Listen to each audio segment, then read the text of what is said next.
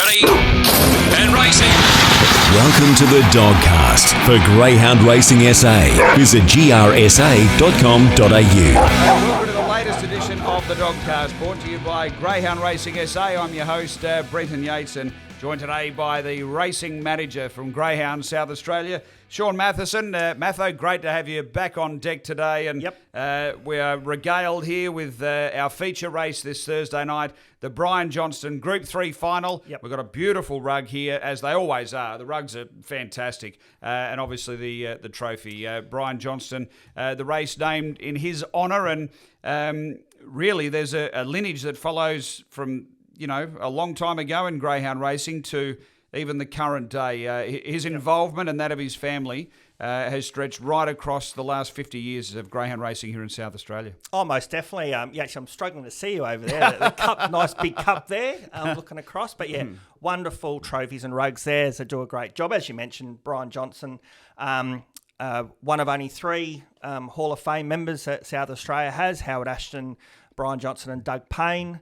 Obviously, this race is one of the 6-month series, and Howard Ashton has the other 6-month series, SA bred dog. So a wonderful tribute to be named after a man who did such a wonderful job administratively for the Adelaide Greyhound Racing Club as president, but also trained dogs and the family involvement, as you say, as you make mention, like his daughter and their daughter, all Kathy and Kim, they're very much involved in greyhound racing for a long period of time. So that will live on for years and years to come, I'm sure. But a really fitting race to be named after him.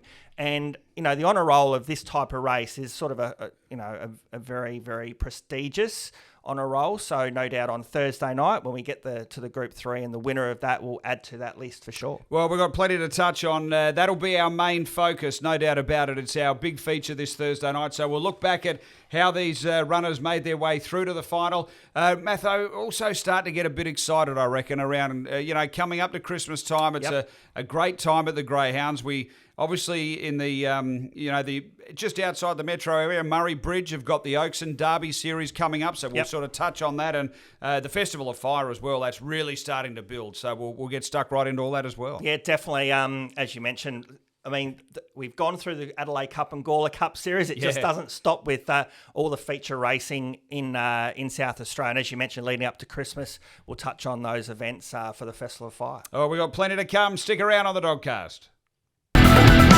The Week in Review. A Week in Review brought to you by the Fresh Pet Food Co., proud suppliers of fresh pet food. They support, of course, our GAP SA Greyhounds in the GAP prison programs, and they are based right here in South Australia. So visit their website, freshpetfoodco.com.au for more information. Matho, review time. We've got to look back and see how these Greyhounds made their way through to the final on Thursday night. A 3-week series. It was a heat semi-finals format, which works well for the locally domiciled Greyhounds. And let's have a look back at the semis. Yeah, and as you mentioned, there's not too many 3-week series across the nation anymore, but this is for SA bred dogs, and people pay up to go in it. So we want to give them every opportunity to qualify through to a big Group 3 final. We've gone through heats. As you mentioned, last Thursday night, we had the semi-finals, 2 semi-finals, nice depth but in all of them. And the first one, which was race 5 on the program, race 6 on the program, we saw Foot Rot Fender for Bosco Stamenkovic get the job done. Both it and Buzz the Hustler were the 2 favourites in the race. And going to that first turn, Foot Rot Fender showed good race sense to go to the inside, where Buzz the Hustler went to the outside, found a little bit of trouble, and by then the race was pretty much over. He got a beautiful run through. I heard your call, and he sort of pinched that winning break. Buzz the Hustler came out of the pack and was charging home, but the race was pretty much done and dusted through that first turn. They ran 30.69, which is a decent effort there. And Lawrence Regret for Ben Rawling showed good speed early, got a big bump on the first turn from Foot Rot Fender, and did a good job to hold on to third. But the top 2 there, I mean, you think are going to be very hard to beat in the final. Is that sort of how you sort of read the race? Yeah, look, as far as the semi was concerned, what was really impressive to me was the bump that Foot Rot Fender had, and then from that position able to accelerate away.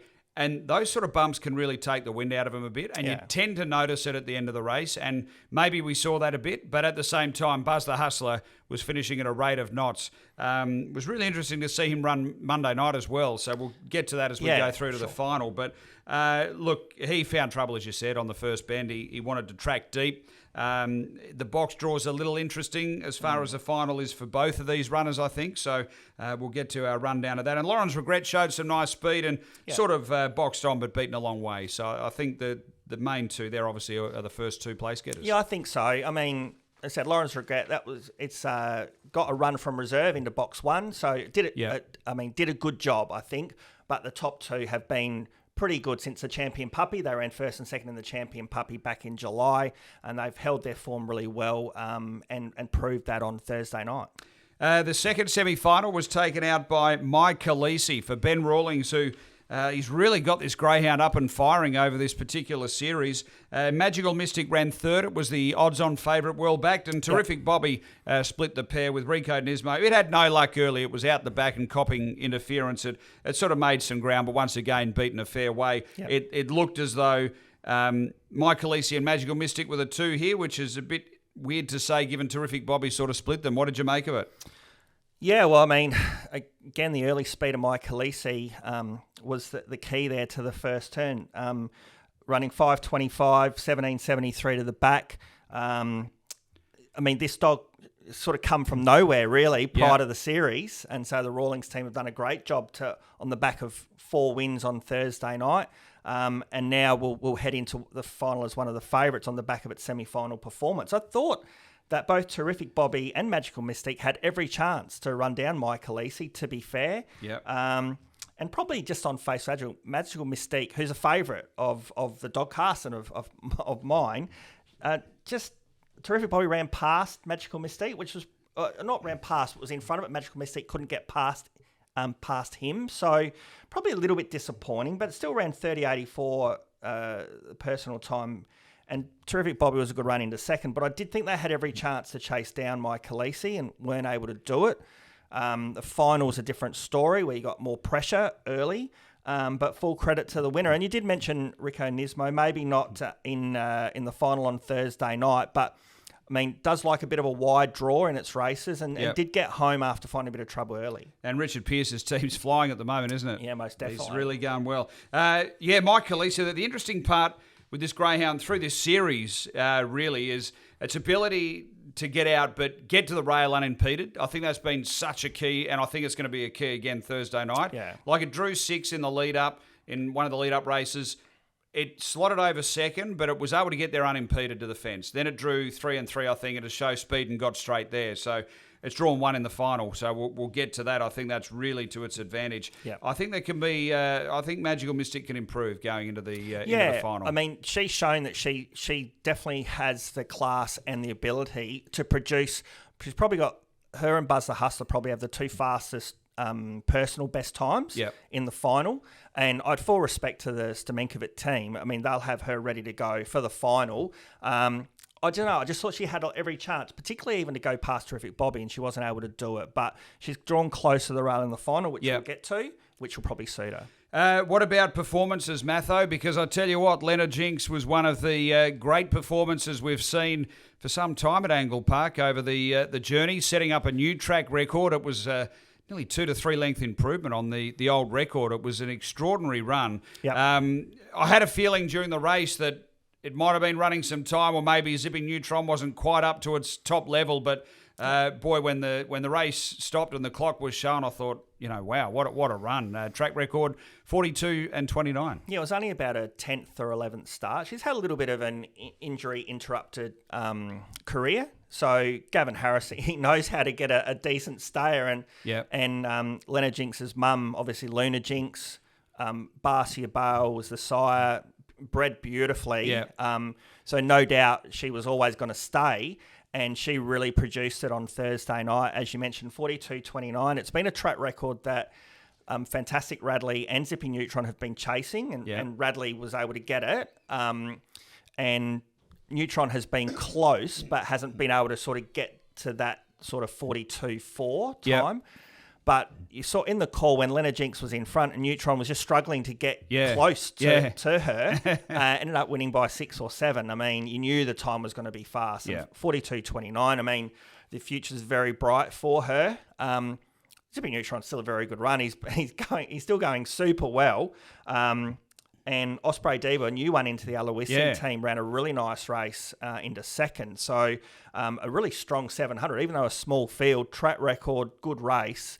So, certainly one of the highlights on Thursday night. Yeah, it really reignites that interest, that we have had over that journey, not with a number of dogs, but 2 or 3 that are really at the top, seeing them battle it week in, week out. So looking forward to that. Well, Yates, I think that's it. I mean, we have a policy around 4 dogs to staying races. Yes.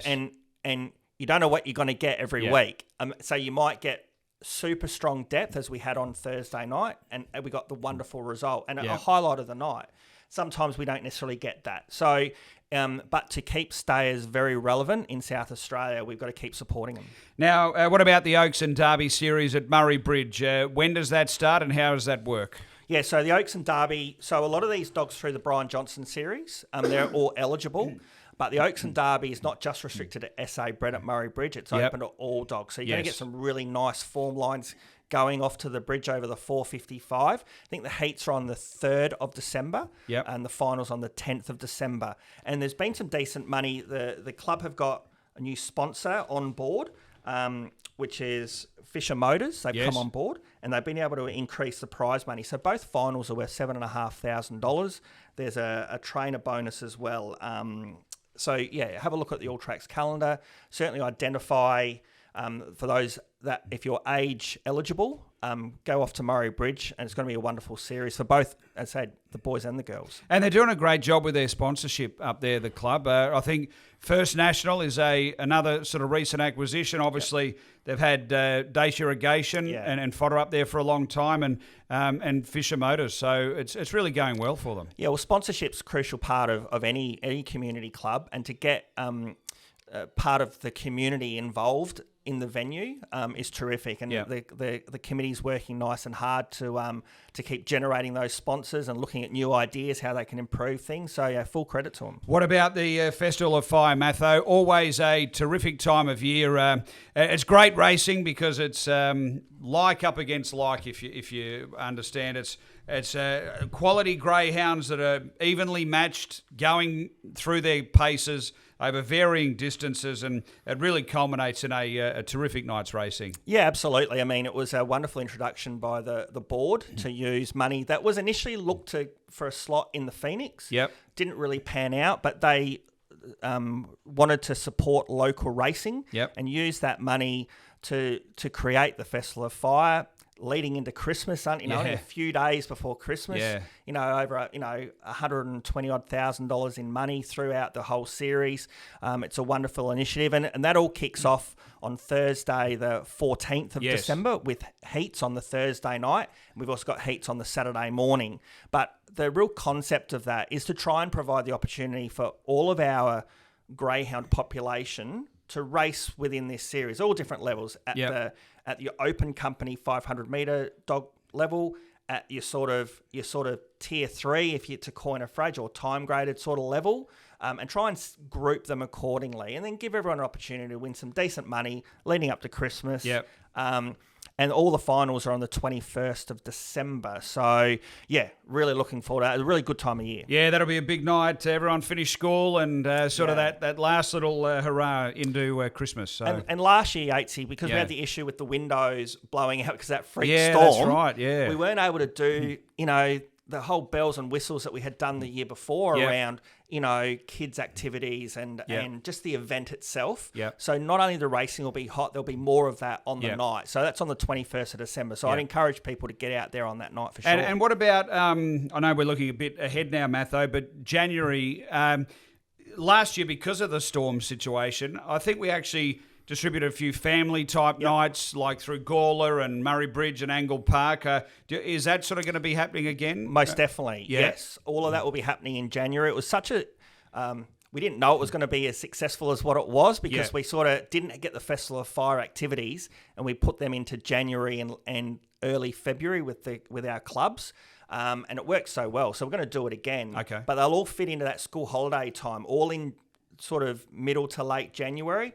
Mount Gambier, Gawler, here at Angle Park, and obviously at Murray Bridge, they'll have a special event and then there'll be the activity around it. So check out the All Tracks calendar and the feature dates on our website. And yeah, definitely get involved on those ones. All right, terrific stuff. Well, up next, we'll preview the big one, the Brian Johnstone Group 3 final on Thursday night. The preview.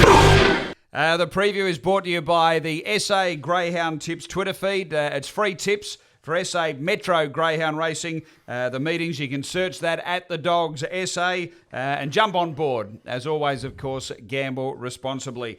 Matho, Thursday night, big final, the Brian Johnstone. I'll run through the box draw. Well, we better... Oh, the rug's just gone down. A little bit more respect to the rug than that. So we'll reassemble. Well, as you said, Brian Johnstone, it came off the table. What was happening?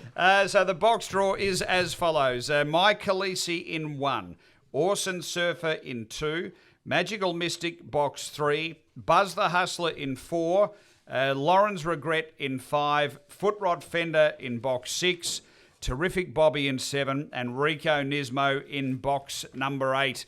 No markets at this early stage, of course, but take us through it. What are you making of the way this final is played out with the box draw? Well, I mean, when we did the box draw on Thursday night, and box 1 was still left towards the end of of all the runners coming out, and I think Mike Khaleesi came out in box 1, and there was a big cheer from the Rawlings camp because clearly this dog's on the fast track, I would say, and it massively improved. And as you mentioned earlier in the show, wants to get to the rail. It's drawn the rail. It's got early speed. I think there's a lot of boxes ticked for this dog. And prior to the series, as mentioned, probably wouldn't have been in probably a top 6 for it. But now we'll probably start favourite in the Group 3 final. And I think probably leads. And I think the only other pace in the race probably Lawrence Regret, the kennel mate, will probably come out from what we've seen. But Mike Khaleesi, I think, leads. I think Magical Mystique will probably show a little bit more speed, and the 2 doesn't really come out, so she'll be right there. But I definitely think Mike Khaleesi leads on face value. Magical Mystique could be sitting second, and then you have a really real race on, I think, in that regard.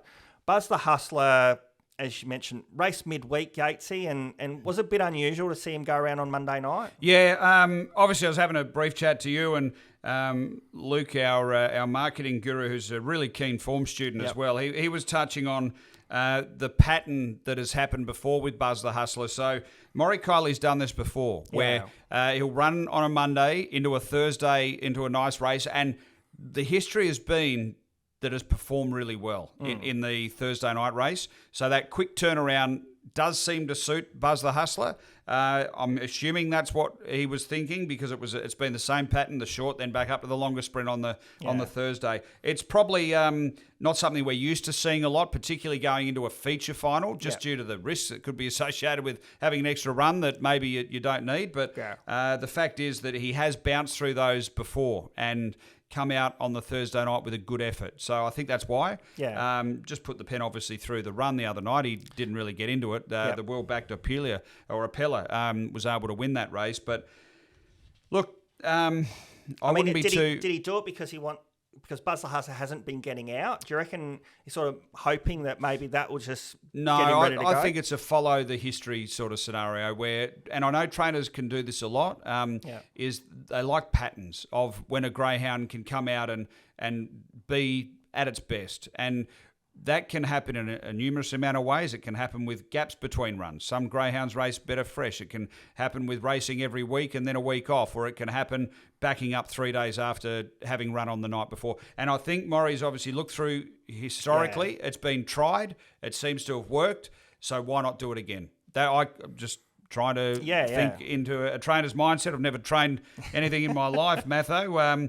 But that's the way that I've seen train through all codes, racing, gallops, harness, dogs. They tend to try and unlock something that seems to have success for the greyhound being able to produce their best. And I think that's what's happened. As far as the race goes, I see it exactly the same. I think Mike Khaleesi gets through to lead. I think Magical Mystic's right there with it. I think we're going to have a great race because I think Buzz the Hustler will be about fifth and capable, like really can charge. Lauren's Regret does have the speed, but I don't think it has the speed to cross Mike Khaleesi, who hadn't won a race, by the way. So it had 7 race starts and never won Mike Khaleesi. Now it's won 4 in a row, looking for 5. So it's an extraordinary turnaround. Yeah, that's definitely. And when you talk about race pressure, which you did in the earlier segment, as it's all different here, it is different, but only if there's pressure. If you're in front with clear room, it's no pressure. Yeah, you've made your own luck. So that, to me, that element comes out of it a bit because there's no direct outside pressure with Austin Surfer. If Mike Khaleesi pings like she has been, it looks like she's a clean lead because she wants to be on the fence anyway. So it's where there's a lot of stuff that is tick, tick, tick. Do you know what I mean? 5 in a row is the query, I guess, because the more they win, the closer they are to losing sometimes, Matho, unless you're black caviar. But I just see Mike Khaleesi and Magical Mystic being there. I see Magical Mystic being a really good chance to get past Mike Khaleesi. I see Buzz the Hustler closing hard. Yep. Foot Rot Fender's the interesting one for me. So tell me about this greyhound. What do you make of it? Well, he obviously has really good race sense, I think, and that's a key in a Group 3 final. I think we also saw Foot Rot Fender draw wide in the Champion Puppy when a lot of people felt that, and me included, that other dogs had the edge on him. But he began really well in that Champion Puppy final and was able to, get to the front and end up winning it. So he can handle a wide draw and he can come out running and he has good race sense. He's just going to need that. He's going to need something to go his way, I think, to find the spot that he's going to be really good at. Yeah. But I also think he's not necessarily the strongest dog on the way home. I think there's a couple that are a bit stronger. I think Magical Mystic and Buzz the Hustler are a bit stronger. Yep. So even if he does come out running, he gets to the right spot, let's just say he crosses. I just think there's going to be, the herd's going to be, on top of him, I think. But things has to go his way. That means Mike Khaleesi has to miss it. Lawrence Regret sort of misses it. He comes out running. Magical Mystique misses it a bit. A lot has to go his way for him to get in the race. And I see that the same for Terrific Bobby and Rico Nismo. They've drawn the wrong side. Rico Nismo's drawn actually the right side of the track for him. He wants to be out wide, but I just don't know how he gets into the race. Terrific Bobby's been going really well for the Chegiers. Again, I don't know how he gets into the race. I just think the dominance is going to come sort of from those inside draws. Yeah, it looks that way. Foot Rot Fender, he's had 3 runs from outside draws, boxes 7 and 8. He's won 2 from 7, and he was placed in that box 8 run. All the other runs have been closer to the rail. He's never drawn 5 or 6, so it's a new box for him. Yeah. I hear what you're saying. I don't think he crosses to lead. Can he cross and lob second to Mike Khaleesi if Magical Mystic doesn't quite begin? Possible. I'm thinking he probably lobs 4th. I'm thinking it's Mike Khaleesi, Magical Mystic, Lawrence Regret, all up there, and he's probably just in behind that group. Yeah. And then you sort of do the math. Can he get past Magical Mystic? Maybe not. Yeah. Then Buzz the Hustler, as you say, has probably got the capability to come over the top. So really interesting race. What are you selecting? Well, I've got my Khaleesi on top. Yep. I think done nothing wrong. She's the form dog. She's drawn exactly where she wants to be. What sort of a gap in the market do you think there's going to be between it and Magical Mystic, who I assume will be second pick? Yeah, I would say so. Yeah. I'd say that'd be pretty close. I would say, because to be fair, Magical Mystique, if she lands second, she's right in the race. I'd say it's almost a flip of the coin. So what about, last run it was $3 Mike Khaleesi, $1.80 for Magical Mystic. Okay, so that's the last time they met in the semi-final last week. Yeah. How does that change in this final after the result? Yeah, no, I think that Mike Khaleesi starts favourite, just ahead of. So I'd be looking at it being probably, I don't know, $2.60 to $3 Magical Mystique. I think they're pretty close. Yep. And it wouldn't surprise me if there was support for Magical Mystique to come in to start favourite. But I think they're going to be close in the market. I think they're going to probably be first 2, as you mentioned, into the back straight. And then it will just, it'll be handlebars down to see who gets the line first. I just reflect on my Khaleesi. I thought was able to hold them, Magical Mystique, comfortably last start in the semi-final. So I think she leads, wins, Magical Mystique, lands second, runs second. And I'd be looking at probably Buzz the Hustler to get home nicely into third and Foot Rot Fender. I think the favourites will dominate the race, which can tend to happen in these races. sort of the cream will come to the top, and I do expect that to happen. What about your look, just ditto. Put the same underneath. Yep. Mike Khaleesi from Magical Mystic, Buzz the Hustler, and Foot Rot Fender. I think that's the way it plays out. I think Magical Mystic might firm into favourite. I think that's possible. I think the money will come. Mike Khaleesi's never drawn box one, so you would think she's going to handle it fine, but sometimes they can be a little bit unusual with nothing of directly underneath, but generally, the way she races, you'd think it's good. And obviously Buzz the Hustler, I think, is going to be a nice improver. Took some really good ground off Foot Rot Fender, who I think can improve, by the way. It ran a personal best in the semi, but it got a pretty big bump. I think there's another length or so at least in Foot Rot Fender off that run, maybe a length and a half. It doesn't bring it down to the same times that Mike Khaleesi or Magical Mystic are doing. It's sort of just that half a length off. But if there's any sort of trouble or any bad luck, then I think can certainly be in it. So 1, 3, 4, and 7. I don't think there's going to be too many surprises in this particular final. I think those that are in the market will be the ones. I think they've shown consistency of form throughout their career and this series. That they're sort of at the pointy end, and I expect that, like you said, in the final on Thursday. What about best bets, Matho, for Thursday night at Angle Park? What do you put the star next to? Well, Yatesy, I've only got the one for the DogCast followers, but we only need one. Okay. And that'll be race 9, number 1, Blossom Michelle for Rob Harness. Isn't his team going well? He's going really well for Rob, for sure. I mean, he's got a nice team, and they're all winning or running placings. And we spoke about it a few weeks ago on this DogCast, where around when the money comes. Like, he's had some very strongly supported greyhounds that have been.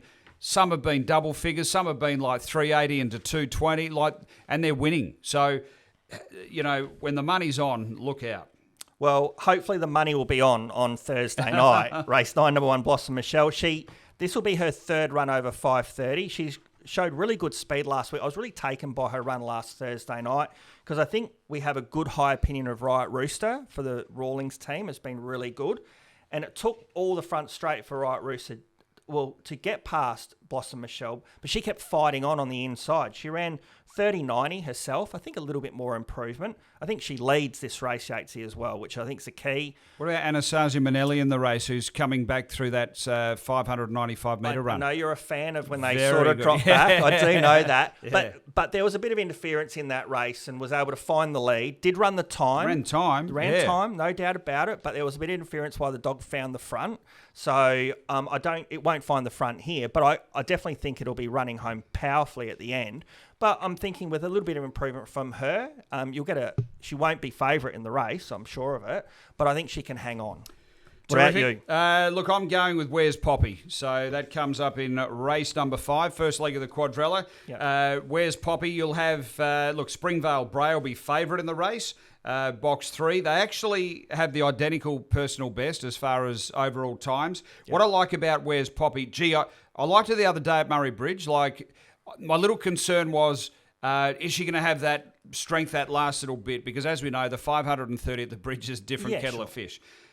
Had it everywhere but right on the peg, was nabbed late. But that is going to really give her some bottom-end fitness, I reckon, to come and tackle a race like this where she's going to be right out there, putting herself in it. Man of substance underneath her won't begin as quick. She'll be out and firing, and I reckon she'll cross over and be really hard to beat, and she'll be probably second or third favourite, maybe $3 or $4, I reckon, Matho. So no odds on for me this week. We'll go with Where's Poppy. You won't be. I'm sure the listeners or the viewers will be happy with that as well, that you didn't tip an odds on, because you can stop the odds on favourite. Yeah, has been known. Well, mate, good stuff. We'll see you Thursday night for the final of the Group 3, Brian Johnstone, and the winner will be crowned. Absolutely. Looking forward to it. Good stuff. That's the DogCast. See you at the track Thursday night.